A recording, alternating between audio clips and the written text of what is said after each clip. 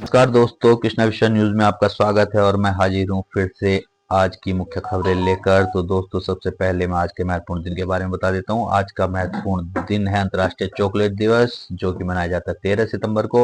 इसके साथ ही दोस्तों देख लेते हैं आज का पंचांग। आज का पंचांग है दोस्तों आश्विन कृष्ण कृष्ण षष्ठी सप्तमी और विक्रम संवत 2082। तो अब फटाफट देख लेते हैं दोस्तों आज की मुख्य खबरें। मुख्य खबरें मैं आपको बताना शुरू करता हूं। तो सबसे पहली खबर दोस्तों फ्रंट पेज पर ही आ रही है। क्राइम से संबंधित खबर, धारदार हथियार और डंडे से पत्नी को मारकर हुआ फरार। उत्तरकाशी की घटना। उत्तरकाशी घर के बाथरूम में पड़ा मिला महिला का शव। लिव इन में रह रही महिला की ब्यूटी पार्लर में की हत्या। हरिद्वार से खबर आ रही है। कोतवाली पहुंचकर आरोपी ने किया आत्मसमर्पण। इसके अलावा दोस्तों कोटद्वार के आंगन में खेल रही लड़की कोटद्वार के आंगन में खेल रही बच्ची को गुलदार ने मार डाला। 2 लाख करोड़ में 114 राफेल विमान खरीदने की तैयारी है और देहरादून समेत 6 जिलों में आज भारी बारिश की चेतावनी है। चलिए दोस्तों आगे पढ़ लेते हैं मेन खबरें। तो राधा कृष्णन ने ली शपथ। 53 दिनों के बाद सार्वजनिक मंच पर खड़े दिखे धनखड़। उसके बाद हिंसा में आज पहली बार मणिपुर पहुंचेंगे मोदी। अतिरिक्त मदद पीडीएनए की वास्तविक क्षति के आकलन के आधार पर मिलेगी। राष्ट्रीय आपदा प्रबंधन प्राधिकरण और आपदा प्रबंधन विभाग के बीच हुई बैठक। आपदाओं के कारण न हो पलायन। तो दोस्तों फटाफट देख लेते हैं मुख्य खबरें। चलते हैं अगले पेज पर आ रही है। देखिए दोस्तों, ये सिर्फ एक ऐड है विकसित उत्तर प्रदेश विजन 2047 अभियान के बारे में।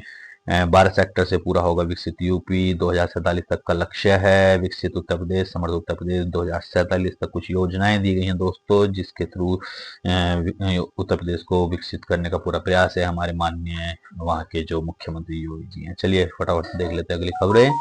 तो दोस्तों अगली खबर महत्वपूर्ण खबर, बहुत ही महत्वपूर्ण खबर। जैसे आपको पता है नेपाल में दंगे भड़क रहे थे। उपद्रवियों ने बहुत वहां पर राजनीतिक लोगों को परेशान किया था और राजनीतिक उथल पुथल भी चल रही थी। इसके अलावा जैनजी जो जैनजी समूह के जो युवा हैं उनके द्वारा उपद्रव भी वहां किया गया था। तो उसी के संबंध में वहां के लोकतंत्र में अच्छी पहल शुरू की है। तो कार्की नेपाल की पहली महिला पीएम बन गई हैं और इसके अलावा जैन जी की बड़ी जीत हुई है। पहली महिला मुख्य न्यायाधीश बन चुकी। ये इतिहास रचा गया है और संसद भंग हो गई। अगले साल 5 मार्च को होंगे अब आम चुनाव और भ्रष्टाचार की निष्पक्ष जांच की शर्त मानने पर ही हुई है वो राज्य कैबिनेट में हो सकते हैं घिसिंग बालेन और आगजनी के 3 दिन बाद भी वहां मिल रहे हैं कंकाल। इसके अलावा दोस्तों निष्पक्ष चुनाव कराने को लेकर भारत से रिश्ते बेहतर करने की सामने चुनौती है नेपाल के सामने। और राष्ट्रपति रामचंद्र पौडेल ने शुक्रवार रात को सुशीला कार्की को अंतरिम प्रधानमंत्री पद की शपथ भी दिलाई है। तो अच्छी बात है, लोकतंत्र बहाल हो गया है, बहुत अच्छी खबर है। फिर बड़ी खुदरा महंगाई, सब्जियों ने बिगाड़ा बजट। श्री माता वैष्णो देवी यात्रा कल से फिर होगी शुरू। तो दोस्तों कल से यात्रा भी शुरू हो गई है। तो देखते हैं अगली खबर। 4 दिसंबर 2008 तक के संविदा कर्मी अब हो सकते हैं नियमित। तो बेरोजगारों के लिए बहुत अच्छी खबर है। जल्द ही कैबिनेट के समक्ष पेश किया जाएगा प्रस्ताव। 2013 की नियमावली में होगा संशोधन। तो दोस्तों देहरादून से खबर आ रही है कि जो 2008 तक के संविदा पर लगने वाले कर्मचारी हैं उनका नियमितीकरण हो सकता है। इसके लिए जल्द ही नियमितीकरण नियमावली 2025 कैबिनेट के समक्ष रखी जाएगी। तो फटाफट देखते हैं दोस्तों अगली खबरें। कुंभ मेला विकास कार्यों के लिए 100.13 करोड़ की वित्तीय स्वीकृति मिल गई है। मुख्यमंत्री ने जो विकास योजनाएं हैं उनके लिए 146.19 करोड़ की मंजूरी दे दी है। इसके अलावा मुख्यमंत्री पुष्कर सिंह धामी जी ने जो संबंधित कार्य हैं दोस्तों विकास से संबंधित कार्य उसके लिए स्वीकृति दी है। और जो वित्तीय वर्ष में टोकन राशि के रूप में 10 करोड़ राशि करने की भी मंजूरी दे दी है। तो बहुत अच्छी खबर है, विकास होना चाहिए दोस्तों। तो बधाई हो आपको भी। और मोटे अनाज से तैयार उत्पादों को दिया जाए बढ़ावा, ऐसा कहना है जोशी जी का। देहरादून से खबर आ रही है। ग्राम्य विकास मंत्री गणेश जोशी जी ने कहा है कि मोटे अनाज से तैयार उत्पादों को बढ़ावा मिलना चाहिए। ग्राम्य विकास मंत्री गणेश जोशी जी ने विभागीय योजनाओं की समीक्षा भी की है। केदारनाथ हेली सेवा पहले दिन 4700 टिकट हुए बुक। देहरादून से खबर आ रही है दोस्तों। तो चारधाम यात्रा का जो दूसरा चरण है वो शुरू हो गया और केदारनाथ हेली यात्रा सेवा के लिए शुक्रवार को 4700 टिकटों की बुकिंग भी की गई है। देखिए आप चित्र में देख सकते हैं दोस्तों 15 से 22 तक की यात्रा के लिए टिकटों की बुकिंग होनी शुरू हो गई है। और हेली सेवा के दोबारा शुरू होने से चारधाम यात्रा होगी सुगम, ऐसा कहना है हमारे धामी जी का। मुख्यमंत्री धामी ने केंद्रीय नागरिक उड्डयन मंत्री नायडू से की चर्चा। नई दिल्ली में केंद्रीय उड्डयन मंत्री से मिलते हुए मुख्यमंत्री धामी की तस्वीर आप देख सकते हैं। इसके अलावा दोस्तों देख लेते हैं, दूरी के मानकों में दी जाए छूट, ऐसा कहना है हमारे पर्यटन मंत्री सतपाल महाराज जी का। तो जो समय पर्यटन मंत्री सतपाल महाराज जी हैं, उन्होंने केंद्र सरकार से जो एएसआई यानी भारतीय पुरातत्व सर्वेक्षण के संरक्षित क्षेत्रों में दूरी के मानकों में छूट देने और देश भर में मूर्तिविहीन मंदिरों में मूर्तियों की स्थापना अनिवार्य करने का आग्रह किया है। दोस्तों बहुत से मंदिरों में हमारे यहाँ मूर्तियां नहीं है, तो वहां पर मूर्तियां रखी जाए, ऐसी मांग की है पर्यटन मंत्री ने। केंद्रीय मंत्री गजेंद्र सिंह शेखावत जो हैं, उनके समक्ष ये मांग रखी गई है। इसके अलावा केंद्र ने एसडीआरएफ को जारी किए 455.60 करोड़। तो केंद्र सरकार ने 15 वित्त आयोग की सिफारिश के आधार पर उत्तराखंड को राज्य आपदा प्रतिक्रिया कोष यानी एसडीआरएफ के लिए 455.60 करोड़ की राशि मंजूर कर दी है। देख लेते हैं दोस्तों फटाफट अगली खबरें। दूसरी खबर आ रही है दोस्तों, अब यूं ही नहीं तोड़ सकेंगे बुलडोजर से किसी का मकान, सख्त एसओपी जारी, सुप्रीम कोर्ट का आदेश है। सुप्रीम आदेश के तहत सख्ती की गई है। ध्वस्तीकरण गलत निदान तो अधिकारी होंगे जिम्मेदार, देना होगा पूरा खर्चा, खुद अतिक्रमण हटाने के लिए 15 दिन देने होंगे, विस्तृत रिपोर्ट तैयार करनी होगी। अतिक्रमण हटाने के लिए अब कोई भी विभाग सीधे रातों रात बुलडोजर नहीं चला सकेगा। तो सुप्रीम कोर्ट के आदेश के तहत शहरी विकास विभाग ने एसओपी जारी कर दिया है। इसके तहत नोटिस, सुनवाई और सही प्रक्रिया करना जरूरी होगा। बिना नोटिस के इस तरह घटनाएं नहीं की जा सकेंगी, वरना अधिकारी को देना होगा जुर्माना। खबर देख लेते हैं दोस्तों, चारधाम यात्रा के लिए सीओ को दिए गए मजिस्ट्रेटी अधिकार। तो चारधाम यात्रा के मद्देनजर सरकार ने मुख्य कार्यकारी अधिकारी विजय थपलियाल को मजिस्ट्रेटी अधिकारी दे दिए हैं और गृह विभाग ने शुक्रवार को इसकी अधिसूचना जारी कर दी है। दोस्तों मैं आपको सुनाता हूँ सिर्फ मुख्य मुख्य खबरें। चलते हैं फटाफट नेक्स्ट खबर पर, देख लेते हैं। तो दोस्तों ये कुछ विज्ञप्तियां हैं, ये मैं नहीं बताता, मैं बताता हूँ सिर्फ आपको खबरें खबरें खबरें खबरें। तो आते हैं एफएसएसओ की भर्ती के लिए मानकों में गलती सुधरी, कार्मिक विभाग ने गृह विभाग की समिति को भेजा पत्र, मांगा स्पष्ट मंतव्य है। तो ये दोस्तों मुख्य खबरें मैंने आपको बताई। इसके अलावा देखते हैं कुछ अगली खबरें। जॉर्ज एवरेस्ट में फर्मों का चयन टेंडर से ही किया गया, विभाग का कहना है। पर्यटन अधिकारियों ने कहा भूमि व परिसंपत्ति पर विभाग का स्वामित्व, और जॉर्ज एवरेस्ट में प्रदेश का सबसे बड़ा घोटाला, ऐसा कहना है आर्य जी का। तो नेता प्रतिपक्ष जो रजपाल आर्य जी हैं, उन्होंने जो एवरेस्ट क्षेत्र में पर्यटन विभाग की जमीन सालाना किराए पर देने के मामले को प्रदेश का सबसे बड़ा भ्रष्टाचार भी करार दिया है। उन्होंने कहा है कि जिस कंपनी को जॉर्ज एवरेस्ट का ठेका दिया गया वो बाबा रामदेव की पतंजलि से संबंध रखती है। और साथ ही उन्होंने कहा है कि उत्तराखंड टूरिज्म बोर्ड ने मसूरी में एडवेंचर टूरिज्म के लिए एक टेंडर निकाला और टेंडर हासिल करने वालों को 142 एकड़ भूमि यानी 762 बीघा को उत्तराखंड पर्यटन विकास परिषद के उप कार्यकारी अधिकारी ने राजस aero sports and adventure private limited को केवल 1 करोड़ रुपए सालाना किराए पर दे दिया। पर्यटन गतिविधियों को आवंटन विधि सम्मत, चौहान जी ने कहा है। भाजपा के जो प्रदेश मीडिया प्रभारी हैं दोस्तों मनवीर सिंह चौहान, उन्होंने कहा है कि मसूरी स्थित जॉर्ज एवरेस्ट में पर्यटन गतिविधि के आवंटन प्रक्रिया विधि सम्मत हुई है। तो चलिए राजनीति है दोस्तों, इसमें चलता रहता है, आगे चलते हैं। यौन उत्पीड़न में अध्यापक निलंबित, खबर आ रही है रुद्रपुर से। तो छात्रा का यौन शोषण करने के मामले जनता अड्डा कॉलेज के एक शिक्षक को निलंबित कर दिया गया है। दोस्तों ऐसी खबरें इस तरह से ये जो घटनाएं हैं नहीं होनी चाहिए। तो सांसद मेनका गांधी ने वन विभाग पर उठाए सवाल, सीएम को लिखा पत्र। रुड़की में अवैध सर्प विष संग्रहण केंद्र का मामला है, शासन ने तलब की रिपोर्ट, प्रमुख वन संरक्षक वन्य जीव से आख्या मांगी गई। तो दोस्तों देख लेते हैं पूरी खबर। रुड़की के ग्राम खंजरपुर में अवैध रूप से संचालित सर्प विष संग्रहण केंद्र के मामले में सांसद पीपल फॉर एनिमल संस्था की जो संस्थापक मेनका गांधी हैं, उन्होंने वन महकमे की भूमिका पर सवाल उठाए हैं। उन्होंने जो मुख्यमंत्री, मुख्य सचिव, एडीजी विजिलेंस को पत्र लिखा है। इस मामले में हरिद्वार डीएफओ और एसडीओ को निलंबित करने के साथ ही विभाग से हटाने को भी कहा है। तो दोस्तों घटना क्या है, 10 सितंबर को रुड़की में वन विभाग की टीम ने छापा मारकर 70 कोबरा और 16 रसल वाइपर कब्जे में लिए थे। इस सेंटर के संचालन की अनुमति दिसंबर 2023 में समाप्त हो चुकी है। इस मामले में सांसद मेनका गांधी ने जो पत्र भेजा है उसमें कहा कि सेंटर के बारे में पूर्व में हरिद्वार वन विभाग के डीएफओ एसडीओ को सूचना दी गई, लेकिन कार्रवाई नहीं हुई। अगली खबर देख लेते हैं दोस्तों फटाफट, अगली खबर पे चलते हैं। तो दोस्तों ये भारत रत्न से सम्मानित सुधाखंड डॉक्टर भूपेन हजारिका की जन्म शताब्दी समारोह, इसमें रहेंगे मुख्य अतिथि श्री मोदी जी। नेक्स्ट चलते हैं दोस्तों, मुख्य मुख्य खबरें देख लेते हैं। तो दोस्तों खबर आ रही है अस्तित्व का संकट, शीर्षक से। और पिंडारी ग्लेशियर पर ग्लोबल वार्मिंग की मार सबसे अधिक है। बागेश्वर से खबर, इस साल औसत से अधिक बारिश हुई है दोस्तों, और पिछले साल की तुलना में 300 मिलीमीटर ये बारिश अधिक है। तो ये आंकड़ा जो है पूरे जिले के निचले इलाकों का है। हिम वैज्ञानिकों का कहना है कि अगर ग्लेशियरों में औसत से अधिक पानी बरसा होगा तो ये नुकसानदायक होगा।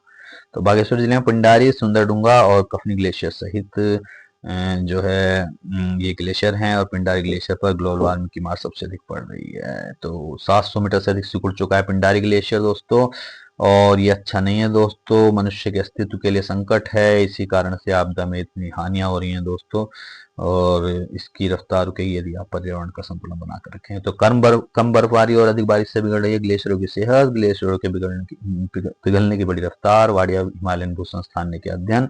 8 मीटर प्रति वर्ष पीछे खिसक रहा है चोरबाड़ी ग्लेशियर। उच्च हिमालय क्षेत्र में मानवीय आवाजाही का असर ग्लेशियर पर दिख रहा है। ग्लेशियर के टूटने से निचले क्षेत्र में बाढ़ का अधिक खतरा बना हुआ है। पानी और बिजली उत्पादन पर भी इसका असर पड़ा है। राहत पैकेज ने आपदा प्रभावितों को किया निराश, ऐसा कहना हरीश रावत जी का। कांग्रेस के जो वरिष्ठ नेता हैं, पूर्व मुख्यमंत्री भी हैं, हरीश रावत जी ने कहा है कि प्रधानमंत्री नरेंद्र मोदी का जो दौरा हुआ है उससे उत्तराखंड और प्रभावित परिवारों को बड़ी अपेक्षा थी, लेकिन राहत पैकेज ने आपदा प्रभावितों को निराश कर दिया है। प्रभावितों की पीड़ा सुन आंखें तो नम हुई। पुनर्वास कैसे होगा इस पर मौन रहे, ऐसा आरोप उन्होंने लगाया है। पत्रकारों से बातचीत करते दिख रहे हैं पूर्व सीएम हरीश रावत। कांग्रेस नेता झूठ बोलने की मशीन, फैला रहे भ्रम। तो भाजपा ने भी आर्थिक पैकेज को लेकर कांग्रेसी नेताओं पर पलटवार करते हुए उनके नेताओं को झूठ बोलने की मशीन बताया। प्रदेश के जो अध्यक्ष हैं, भाजपा के जो अध्यक्ष हैं, उन्होंने और राज्यसभा से सांसद भी हैं महेंद्र भट्ट, उन्होंने कहा है कि 1200 करोड़ जो है वो शुरुआती मदद है, और जो भी टीम रिपोर्ट देगी, केंद्रीय टीम रिपोर्ट देगी, उसके बाद फाइनल मदद भी की जाएगी। भट्ट जी ने यह भी कहा है कि नरेंद्र मोदी ने जो संरक्षक की भांति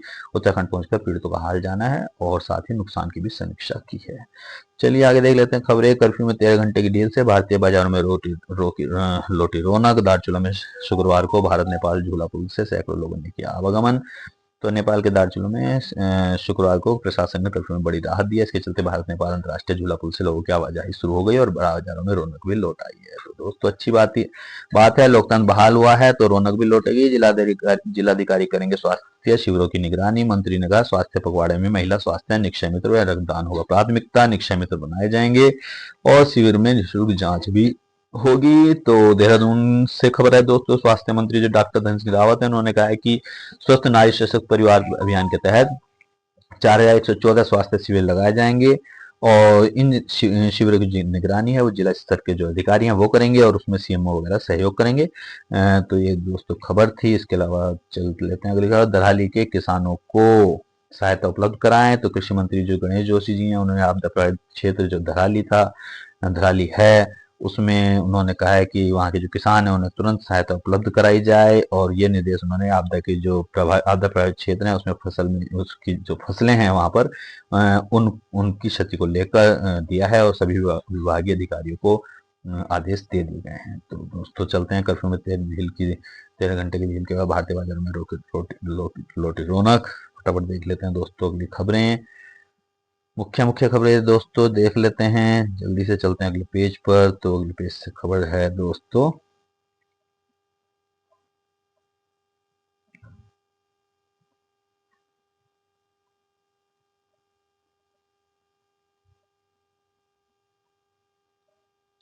तो दोस्तों हाईकोर्ट ने पूछा है नदियों का चैनलाइज क्यों नहीं हुआ। उच्च न्यायालय ने एक्शन प्लान पेश करने के लिए सरकार को भी कहा है।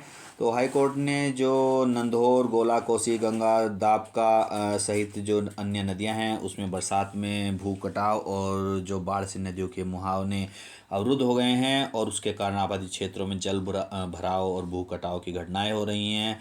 साथ ही सरकार को अवैध खनन और नदियों के चैनलाइजेशन पर विस्तृत एक्शन प्लान पेश करने के लिए कहा है। तो अगली सुनवाई की डेट कर दी गई है दोस्तों 15 सितंबर, और कोर्ट ने इस दिन पीसीसीएफ, हेड ऑफ फॉरेस्ट, सचिव सिंचाई और एमडी वन निगम को मौजूद रहने के लिए भी कहा है। उसके अलावा दोस्तों नंदा गौरा योजना का लाभ न देने पर भी जवाब तलब किया गया है। तो हाईकोर्ट ने जो राज्य की 12वीं पास बालिकाएं हैं उनको नंदा गौरा योजना का लाभ ना देने पर महिला सशक्तिकरण और संबंधित विभागों को जवाब दाखिल करने के निर्देश दिए हैं। अदालत ने यह भी पूछा है कि कन्याओं को अभी तक योजना का लाभ क्यों नहीं दिया किया गया और मुख्य न्यायाधीश जी नरेंद्र और न्यायमूर्ति सुभाष उपाध्याय की खंडपीठ के समक्ष इस मामले की सुनवाई हुई है। इसके अलावा दोस्तों खबर आ रही है, विवाह छुपाकर दूसरी शादी करना और यौन संबंध बनाना भी बलात्कार की श्रेणी में माना जाएगा। तो नैनीताल उच्च न्यायालय ने यह कहा है कि अगर कोई पुरुष से अपनी वैध शादी को छुपाकर दूसरी महिला से विवाह करता है तो इस आधार पर यौन संबंध बनाता है, उसे बलात्कार की श्रेणी में माना जाएगा। तो दोस्तों ये खबर थी नैनीताल हाईकोर्ट से। 5 घंटे हाईवे जाम रहने पर NH लोनिवी के ई पर मुकदमा हो गया दर्ज। जिलाधिकारी के निर्देश पर राजस्व निरीक्षक ने दर्ज कराया है केस। तो ऋषिकेश बद्रीनाथ राष्ट्रीय राजमार्ग पर लगा हुआ था जाम और 5 घंटे वहाँ यातायात ठप रहने के मामले को जिला प्रशासन ने गंभीरता से भी लिया है। इसके अलावा सुबह 5 से 9 बजे तक ही जा सकेंगे गंगोत्री। तो गंगोत्री धाम की यात्रा शुरू होने के बाद जो पंजीकरण है, बैरियर है वहाँ, उस पर यात्रियों की भारी भीड़ को नियंत्रित करने के लिए जिला प्रशासन ने एक नया नियम लागू कर दिया है। तो 5 बजे से 9 बजे तक ही जितने वाहन पहुँचेंगे पंजीकरण केंद्र उतने को ही गंगोत्री धाम भेजा जाएगा।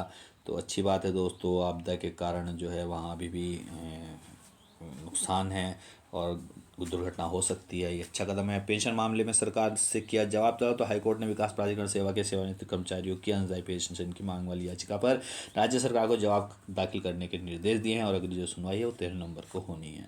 सुखरो देवी मंदिर के दान पात्र और विवादित संपत्तियां सील कर दी गई हैं। तो तहसीलदार साक्षी उपाध्याय के नेतृत्व में पुलिस प्रशासन की जो संयुक्त टीम है उसने मजिस्ट्रेट कोर्ट के आदेश पर शुक्रवार को मंदिर की विवादित संपत्ति को सील कर दिया है। तो मंदिर परिसर में जो पुस्तकालय वाचनालय है वहाँ पर जो अध्ययन करते थे छात्र छात्राएं पुस्तक प्रेमी, उनको बाहर निकालकर दोनों कक्षों में ताला जड़ दिया गया और सील कर दिया गया। तो मवेशी से टकराई बाइक, 2 युवकों की हुई मौत, खटीमा की घटना, ननकुड़ी के प्रधान की संदिग्ध हालत में मौत, डीडी हाट से खबर।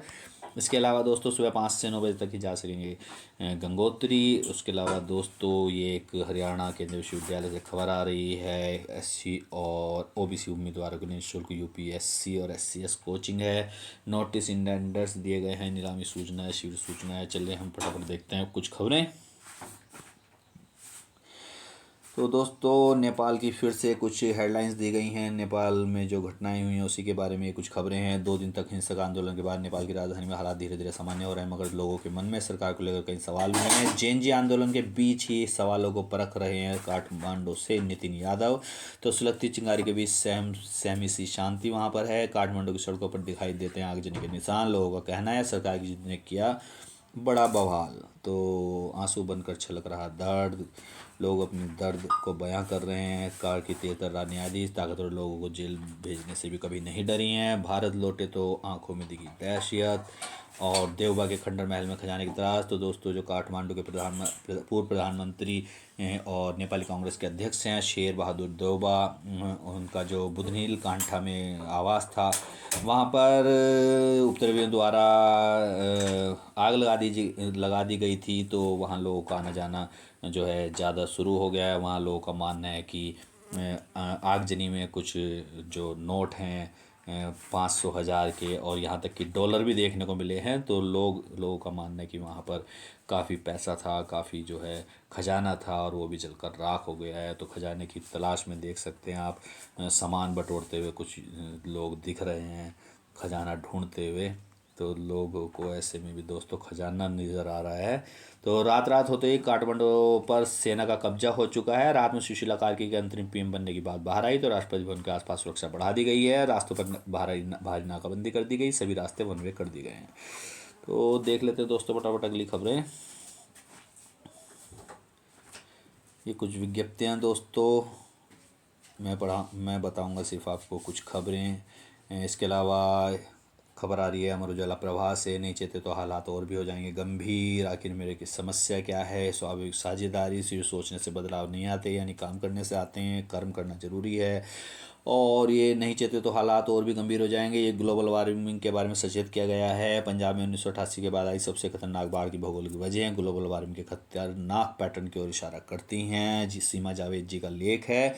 और सिर्फ सोचने से बदलाव नहीं आते, आप किसी उल्लेखनीय चीज़ के बारे में सोचते हैं तो वह भले ही बहुत अनोखा विचार क्यों ना हो, लेकिन यदि आप उस पर अमल नहीं करते तो वह हमेशा आपके विचारों में या किताबों में ही रहेगी, उपलब्धियों की सूची में नहीं। तो जो सोचें उसको कर्म में भी उतारें, ऐसा कहना रॉबर्ट हेनलेन का। और हमारा भी यही कहना है दोस्तों, आप जो सोचते हैं, अच्छा सोचते हैं, तो अच्छा उसको कर्म के रूप में भी सामने लाइए। तो चलते हैं। जब एआई नौकरी का इंटरव्यू लेता है, आजकल बहुत कुछ प्रौद्योगिकी बदल रही है, एडवांस हो रही है, तो एआई भी उसी में से एक है। और एआई नौकरी के इंटरव्यू लेने के बारे में बताया गया है। तो अगंभीर उम्मीदवारों की छंटनी के लिए मशीन द्वारा इंटरव्यू लेना समझ आता है, पर विशिष्ट कौशलों की पहचान तो मनुष्य ही कर सकता है। कुछ भी हो दोस्तों, भले ही हम कितने भी एडवांस हो जाएं, लेकिन मनुष्य मस्तिष्क ईश्वर का दिया हुआ एक उपहार ऐसा है जो आज भी सुप्रीम है और सुप्रीम ही रहेगा। अरस्तु ने दुनिया देखकर तर्क की खोज की। चैट जीपीटी प्रशिक्षण सेट में मौजूद तर्कों के आधार पर दुनिया के हर सवाल का जवाब दे देता है। चलिएगा आगे देखते हैं दोस्तों मुख्य खबरें।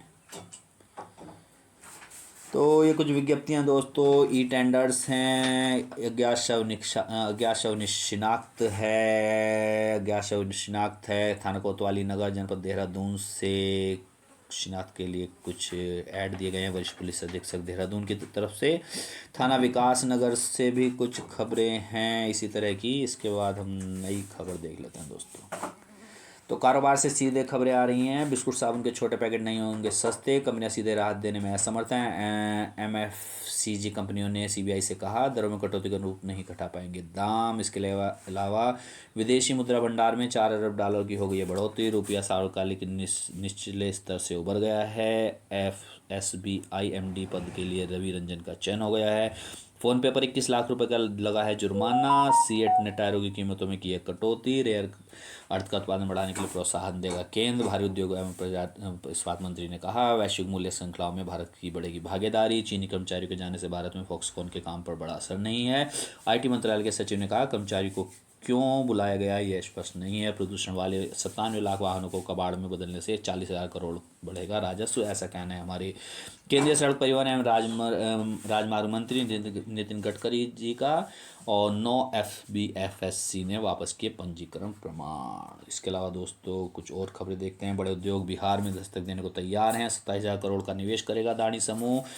अवॉइड लिस्ट से बाहर निकल सकता है राज्य। घरेलू सूक्ष्म मझोले और जो लघु लॉजिस्टिक और विनिमय क्षेत्र हैं उनको भी राजनीतिक स्थिरता के जरिए स्थायी नीति मिले तो इसका सकारात्मक प्रभाव दिखेगा। टाटा और JSW जैसे औद्योगिक घरानों ने शुरुआती रुचि दिखाई है। ये संकेत अच्छे हैं, डिस्कॉम कंपनियां लाभ में हैं। तो इसके अलावा दोस्तों औद्योगिक निवेश के लिए स्पष्ट नीति भी जरूरी है। बिहार में बात जब बड़ी औद्योगिक इकाई की स्थापना और उसके निवेश की होती है तो वर्षों पुरानी बाधाएं दिखने लगती हैं। इसलिए औद्योगिक निवेश के लिए स्पष्ट नीति होनी चाहिए। इस बात को बताया गया है कुछ उदाहरणों से। तो उदाहरण भी दिए गए हैं। नालंदा विश्वविद्यालय के लिए 2015 में अनुमति मिल चुकी थी, लेकिन नई राजनीतिक संरचना में जमीन आवंटन और प्रोजेक्ट कमेटी के अधिकार को लेकर दलों में सहमति नहीं बनी। जानकारी तो ये भी कहते हैं कि हाजीपुर आईटी पार्क से इन्फोसिस और विप्रो जैसी कंपनियां इसलिए पिछड़ गई क्योंकि उन्हें प्रोजेक्ट की मंजूरी प्रक्रिया में स्पष्टता का अभाव दिखा। यही कहानी जापानी मेगा फूड पार्क को लेकर भी सामने आ रही है। तो दोस्तों ये कुछ दिक्कतें होती हैं, लेकिन उनको समस्या को समाधान भी किया जाना चाहिए। चलते हैं आगे खबरों पर।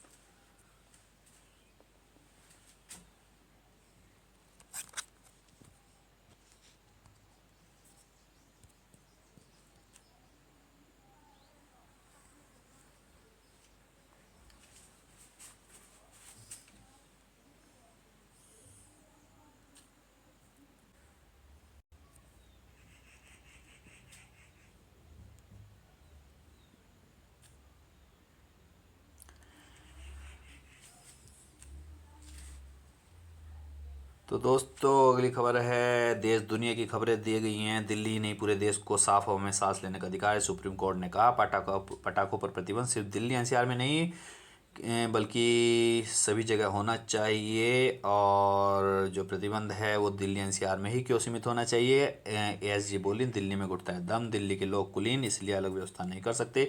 देश भर के लिए एक नीति हो। जस्टिस गवई ने यह कहा है कि पंजाब जैसे अन्य राज्यों में भी वायु प्रदूषण की स्थिति उतनी ही गंभीर है जितनी दिल्ली में। अपने निजी अनुभव को याद करते हुए उन्होंने कहा है कि पिछली सर्दियों में अमृतसर में था और वहाँ प्रदूषण दिल्ली से भी बदतर था। अगर पटाखों पर प्रतिबंध लगाना तो पूरे देश में लगा देना चाहिए।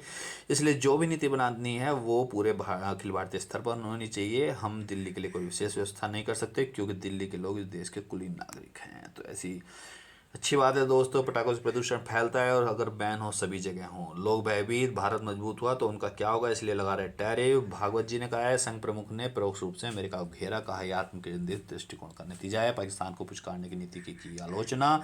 इसके अलावा गुरुग्राम में शुरू हुआ नौसेना का हाईटेक संचार अड्डा, आईएनएस अरावली से दुनिया के समुद्र पर रखेगा नज़र। तो आईएनएस से जो है अरावली से दुनिया के समुद्र पर रखेगा नज़र। और नई दिल्ली से सूचना तंत्र को, इससे सूचना तंत्र को मिलेगी मजबूती।